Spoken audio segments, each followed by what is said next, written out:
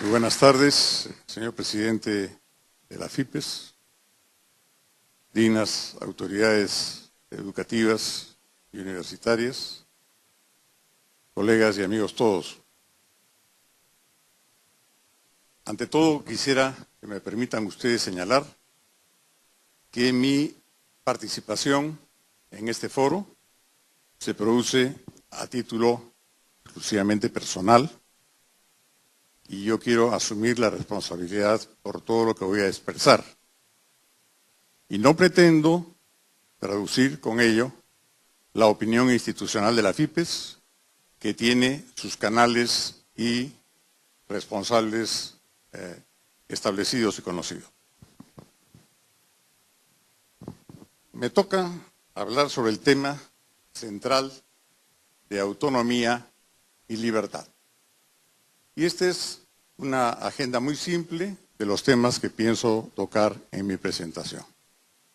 Comenzaré por señalar rápidamente el concepto y origen histórico de autonomía.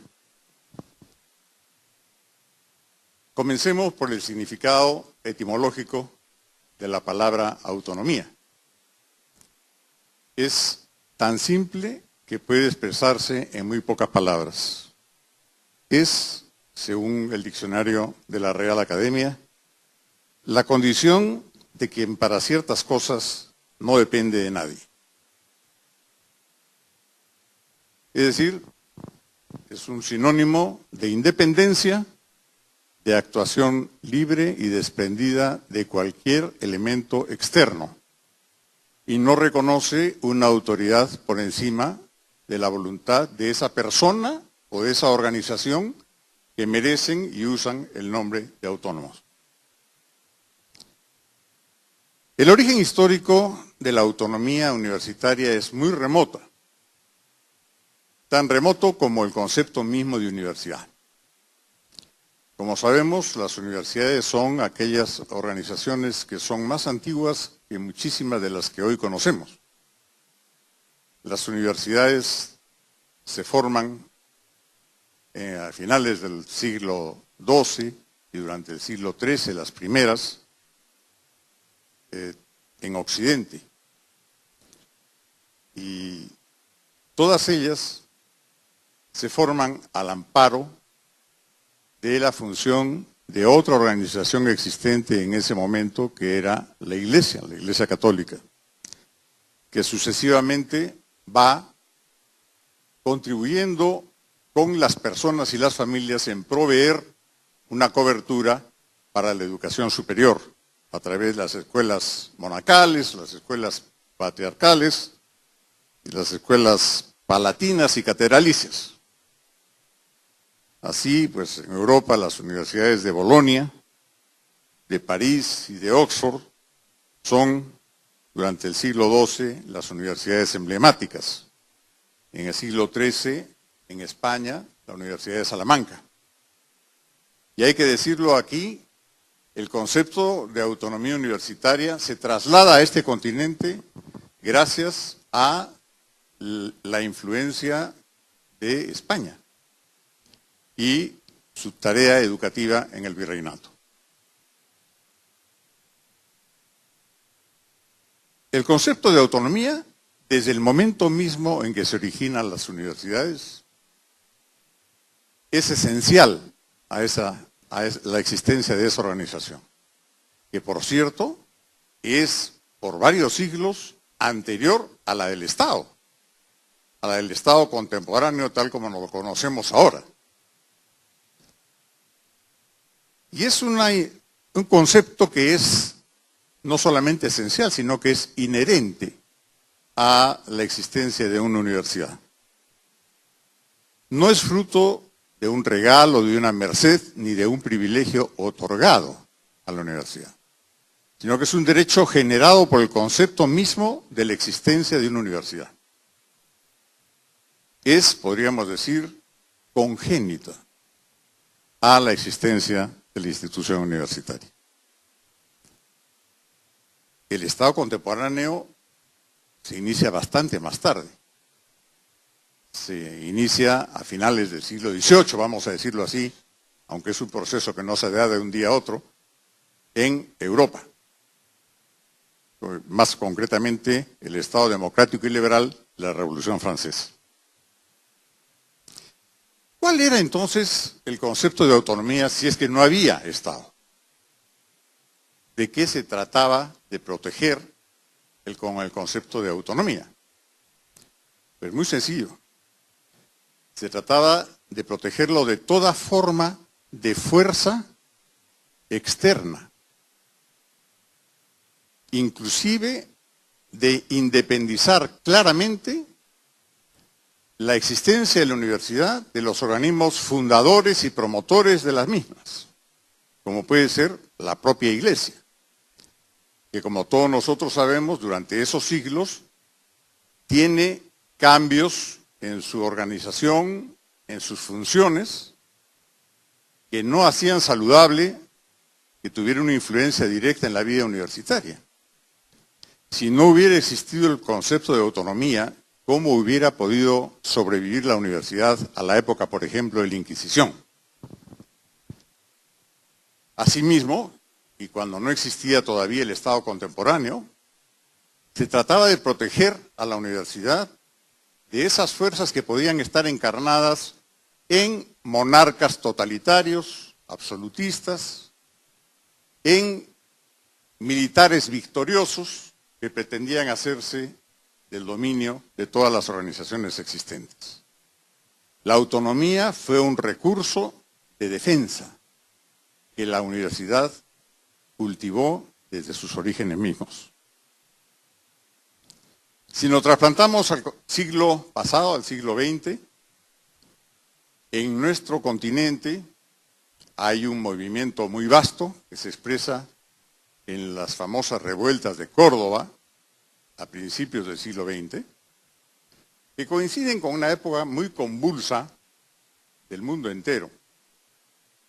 Era la época de la Revolución Bolchevique y en América, en Córdoba, se produce un movimiento muy fuerte de estudiantes que veían en los gobiernos autoritarios de su época una amenaza a la universidad. Y en consecuencia se trabaja en la formación del derecho a la autonomía por parte de las instituciones universitarias. La autonomía, pues, significó, a partir de ese momento, una independencia o separación radical de la universidad frente al Estado y la facultad de dictar su régimen interno y de regularlo en forma exclusiva y excluyente.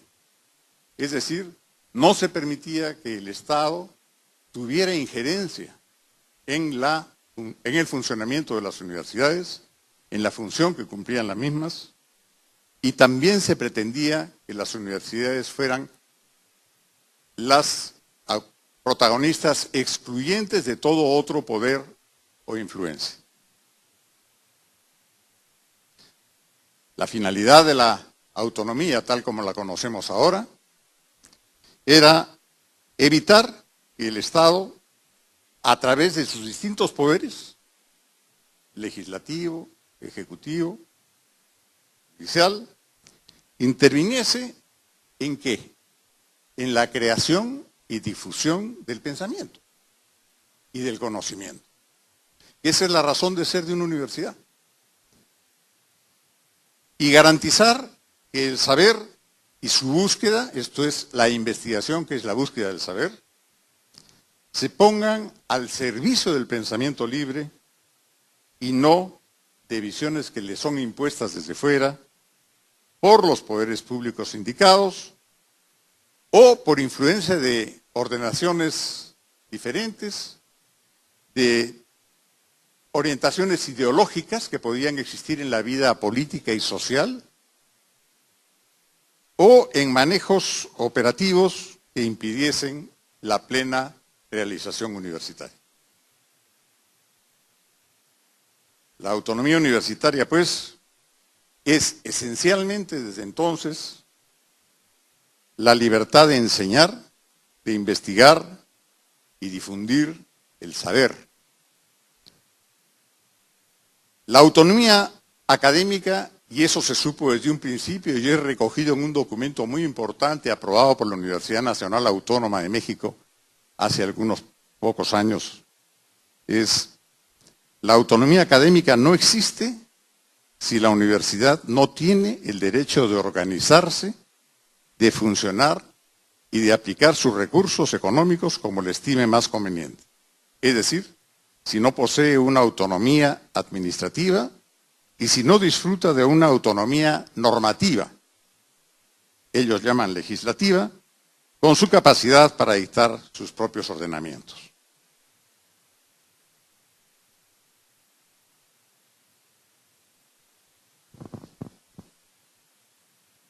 Siendo la autonomía una herramienta y un instrumento,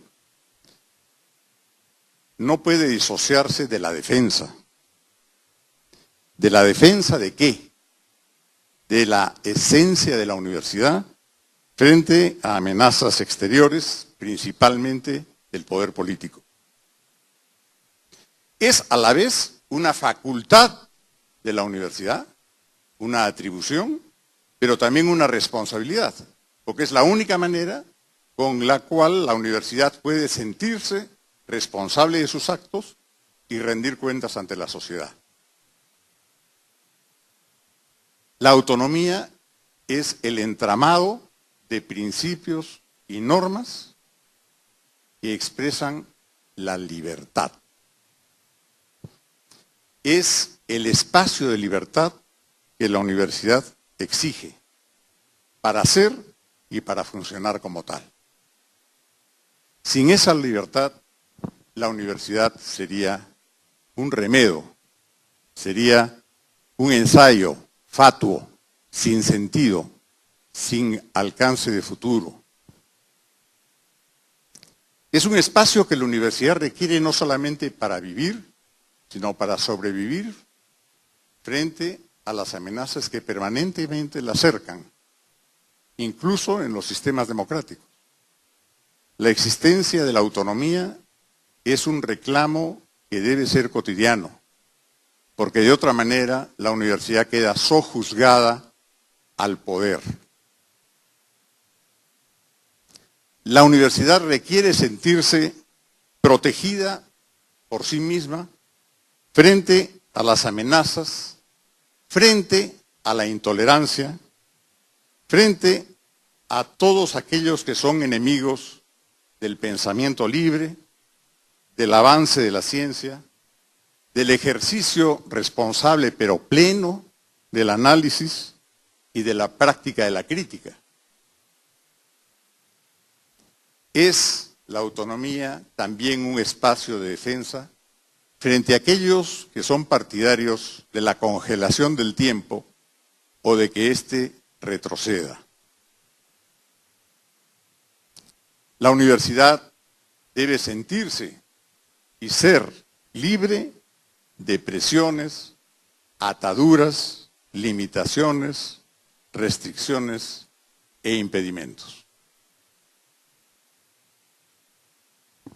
Veamos cuáles son los campos, los alcances de la autonomía. Tradicionalmente se han distinguido algunos campos que me gustaría tener la oportunidad de tratar muy brevemente. En primer lugar, y yo diría el central, es el campo del régimen normativo de la universidad. El nombre nos evoca la suficiencia en la capacidad de dictarse normas a sí misma. Autónomos, autonomía.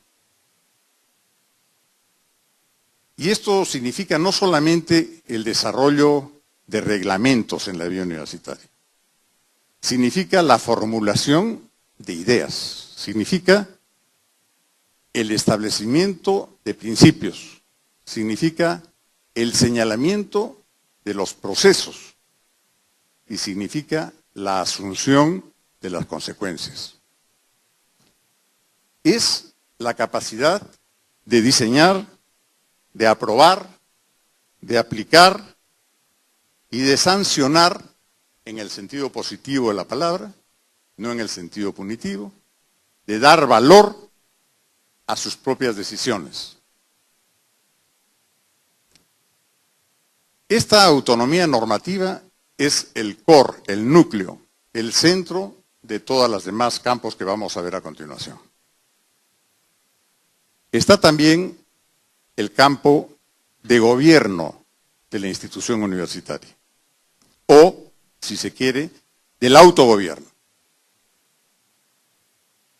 La capacidad de determinar cómo deben ser seleccionadas sus autoridades, cómo deben ser, en su caso, elegidas o nominadas o señaladas, y cómo deben o pueden ser cambiadas.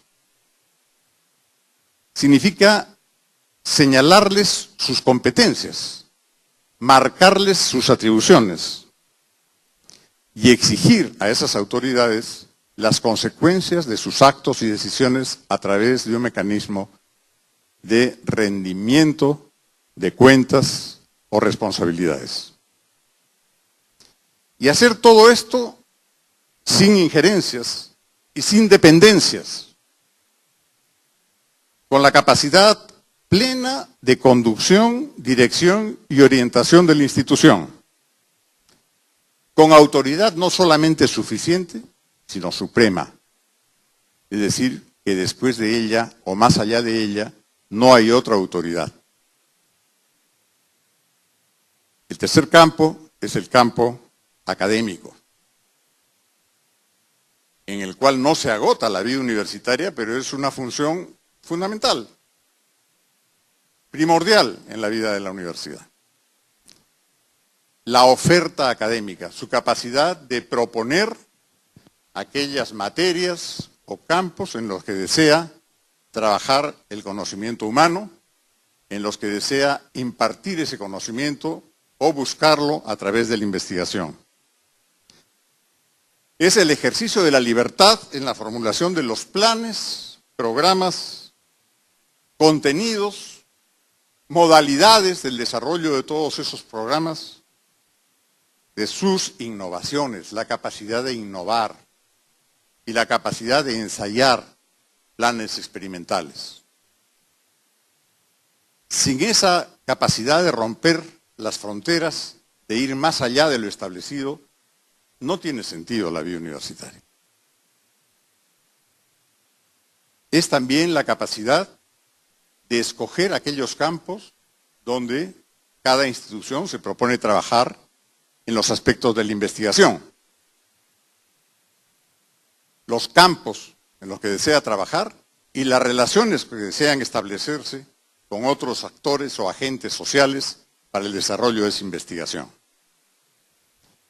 Y finalmente, este mismo campo se expresa en la capacidad de expedición suficiente, última, de certificados, grados académicos, títulos profesionales. Un cuarto campo es el campo administrativo.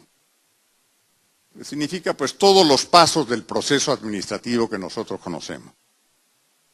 La capacidad de gestionar, la capacidad de planificar, la capacidad de programar su propio desarrollo, la capacidad de dirigir la aplicación de los recursos, de evaluar la eficiencia de sus decisiones, de controlar su mejor cumplimiento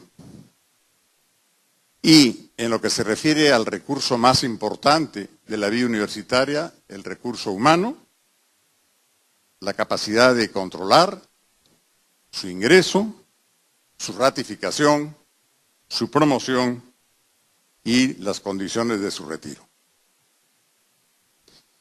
Finalmente, el último campo es el campo económico, que se refiere específicamente al manejo de los recursos financieros, que significa identificar cuáles son las fuentes a las cuales una universidad puede acudir para conseguir esos ingresos, como los usos o destino de esa aplicación de recursos.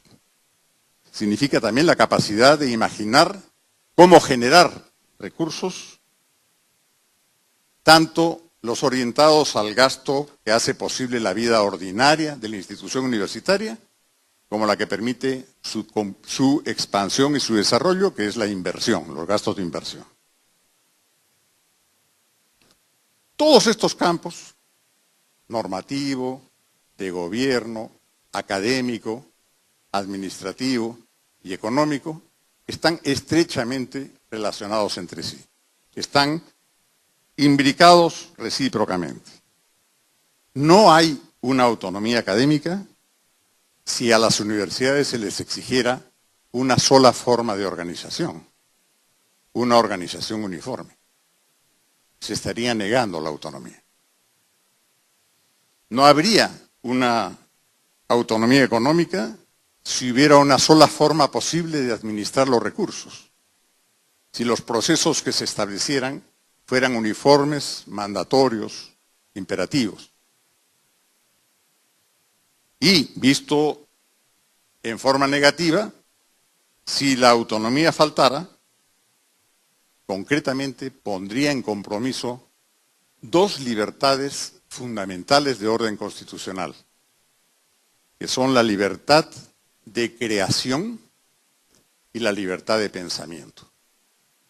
No es posible tener libertad de creación ni libertad de pensamiento sin el manejo pleno de la autonomía. Y para aquellos que queremos vivir la vida de acuerdo con las exigencias del momento en que nos encontramos, donde consideramos que la competencia es un elemento fundamental para la mejora de las universidades, si la autonomía faltara, no habría posibilidad de competencia y las universidades dejarían de ser competitivas, trayendo un atraso tremendo a la educación superior de un país.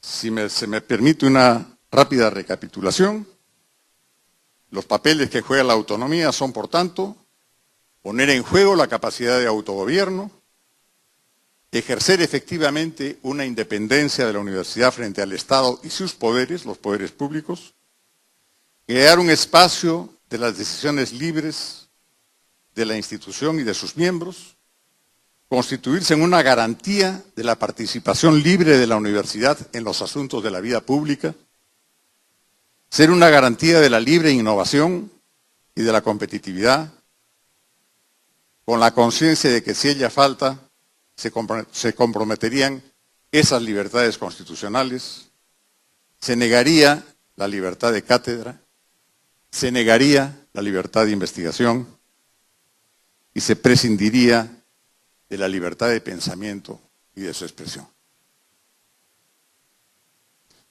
Vamos a ver rápidamente cuál es el tratamiento que se ha dispensado en el Perú contemporáneo a la autonomía universitaria. Vamos a situarnos inmediatamente después de la revuelta de Córdoba, que trae una gran conmoción a las universidades de nuestro país, como de toda América Latina. En el año 1931, bajo el gobierno de Sánchez Cerro, se aprueba una ley de reforma universitaria con la fórmula de un estatuto provisorio donde se consagra la autonomía. Pero al año siguiente, la Universidad de San Marcos es clausurada y su rector deportado. En una constitución, ahora la vemos como remota, de 1933, la constitución se refiere casi de pasada a la autonomía universitaria, hablando solo de la libertad de cátedra. Claro, en esa época, recordémoslo, año 1933, había 5 universidades en el país, 4 públicas y una privada.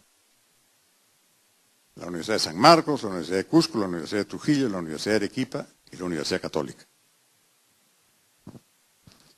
Es recién en el gobierno democrático del presidente Bustamante y Rivero que se aprueba la ley 10.555, donde se consagra la autonomía pedagógica, administrativa y económica.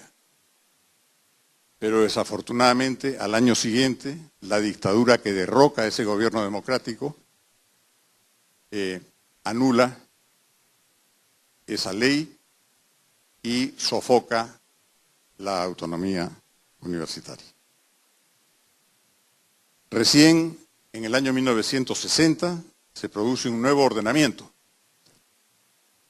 En el segundo gobierno del presidente Prado, con la ley 13417, donde se consagra, por una parte, la autonomía pedagógica, administrativa y económica, y se funda el Consejo Interuniversitario, que es el primer intento de generar un nivel de coordinación entre las universidades del país.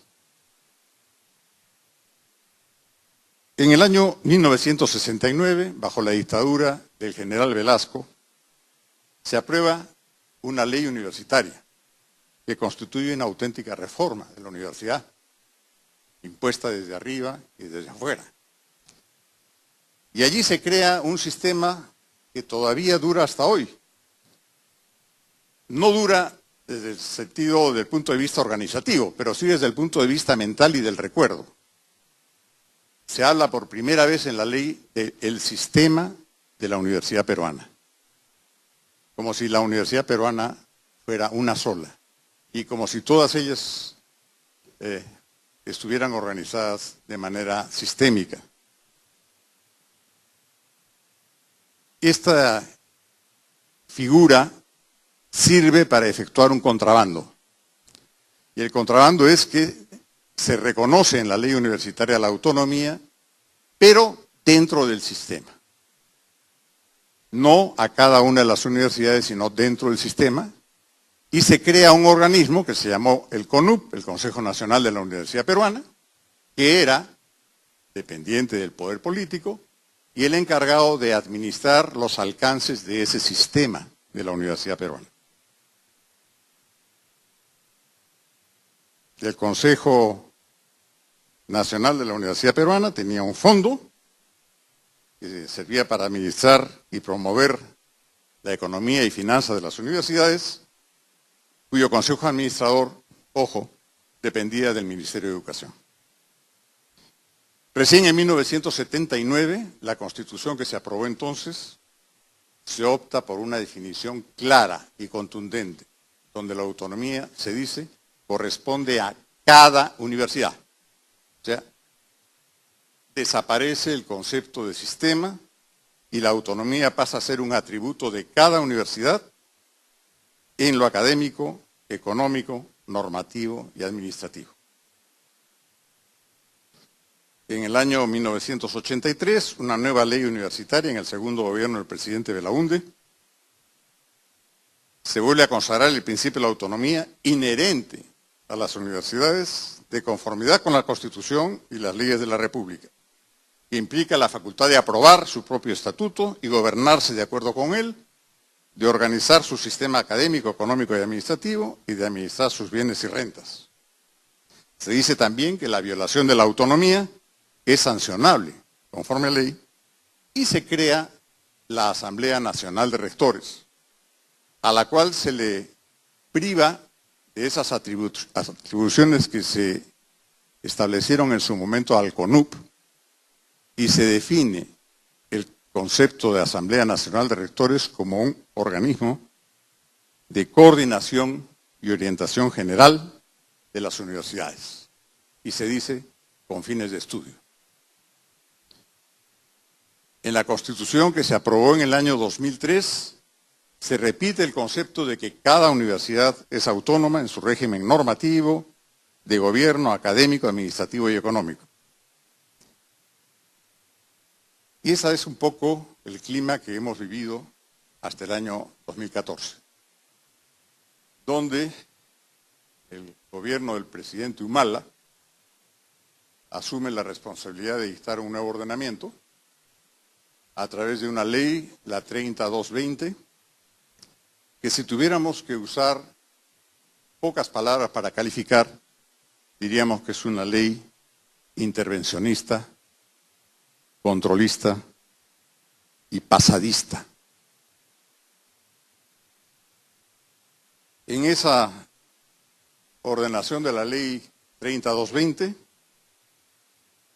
se reconoce formalmente la autonomía universitaria en los campos que ya hemos señalado, normativo, de gobierno, académico, administrativo y económico, en el artículo 8.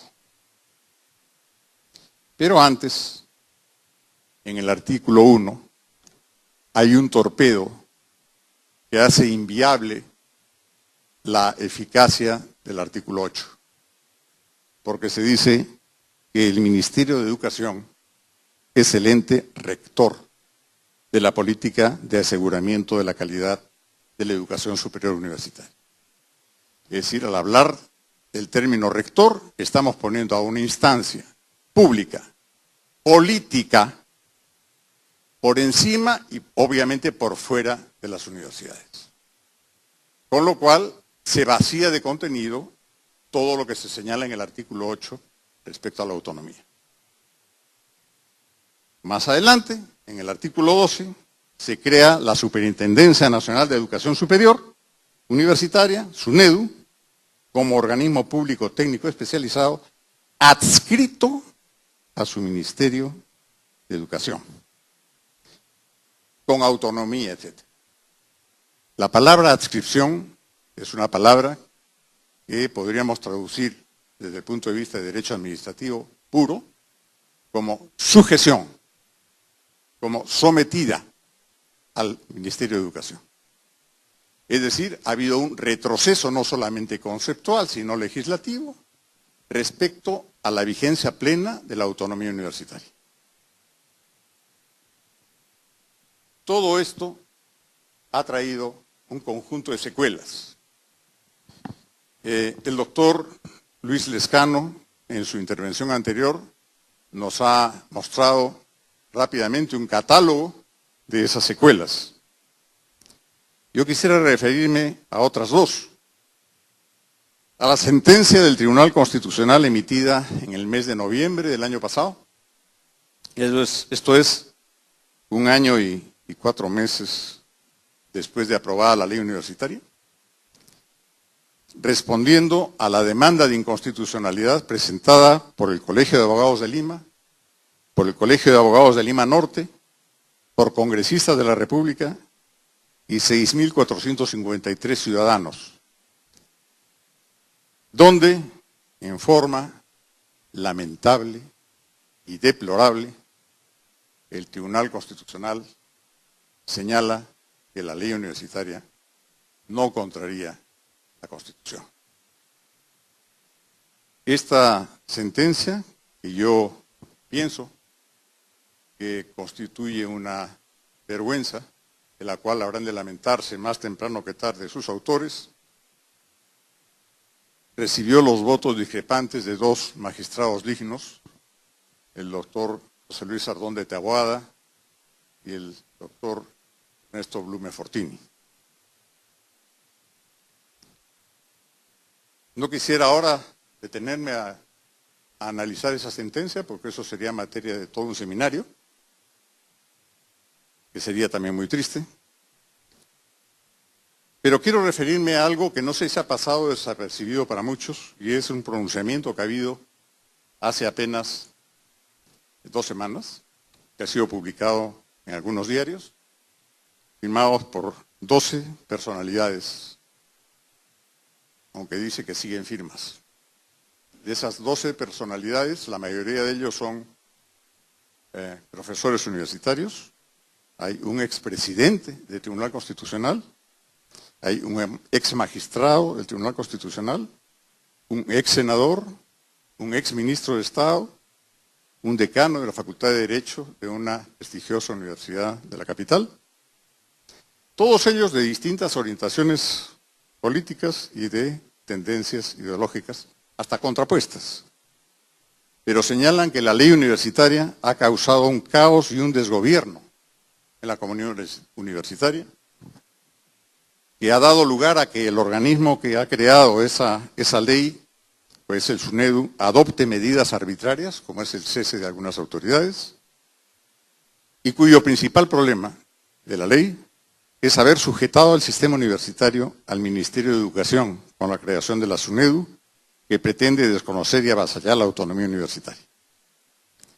La SUNEDU ha invadido en forma ostensible, los fueros del Congreso de la República y del Tribunal Constitucional, porque ha pretendido dar una interpretación auténtica para lo cual no tiene competencia, a fin de que se genere una permanente amenaza y desconocimiento de la autonomía universitaria. Y hace un llamado a los candidatos presidenciales y autoridades competentes acerca de esta actitud y proceder arbitrarios, que niegan no solo los mandatos constitucionales, sino la vigencia del Estado de Derecho. Quiero terminar con unas reflexiones rápidas respecto a autonomía y libertad. Yo me pregunto, ¿qué puede existir detrás de un legislador a llevarlo, qué puede conducirlo a negar la autonomía universitaria? ¿Qué puede influir en un miembro del Poder Ejecutivo de turno en conspirar contra la autonomía universitaria? ¿Qué puede significar una negación de la autonomía universitaria que va en contra de todas las razones legales, en contra de todos los principios y en contra de todas las consideraciones de buen gobierno y en contra de las tendencias históricas? Estuve leyendo, cuando preparaba estas palabras, un comentario a un libro publicado por un filósofo francés, André Lapide, que ha publicado un libro que se llama La ley del más débil, en contraposición a lo que conocemos como la ley del más fuerte. Y donde el autor parece familiarizar la genealogía del miedo, de la negación de la autonomía y la libertad con el conocido miedo a la libertad. El miedo a la libertad, que es una figura que ha estado presente a lo largo de toda la historia, sobre todo en algunos enclaves minoritarios. ¿Por qué la gente puede tener miedo a la libertad? El autor familiariza ese miedo a la libertad con ese respeto incondicional a lo que se llama el principio de respeto a lo políticamente correcto. Respetar lo políticamente correcto es una forma de ejercer el miedo a la libertad. Y creo que detrás del comportamiento del Congreso de la República, que está a punto de fenecer en sus funciones, y detrás del planteamiento de una parte de las autoridades educativas, y detrás del razonamiento, si puede llamarse así, del Tribunal Constitucional, existe el miedo a la libertad como respeto a lo que ellos consideran políticamente correcto. Según Lapide, los grupos humanos que tienen esa sensación de ser obligadamente correctos en la política, entre comillas, y que por tanto practican el miedo a la libertad, es el sentirse un poco corderos en rebaños de opinión que requieren para sentirse parte de una comunidad que los ampare. Son aquellos también que niegan al individuo y que lo niegan porque quieren erradicar cualquier aspiración de autonomía.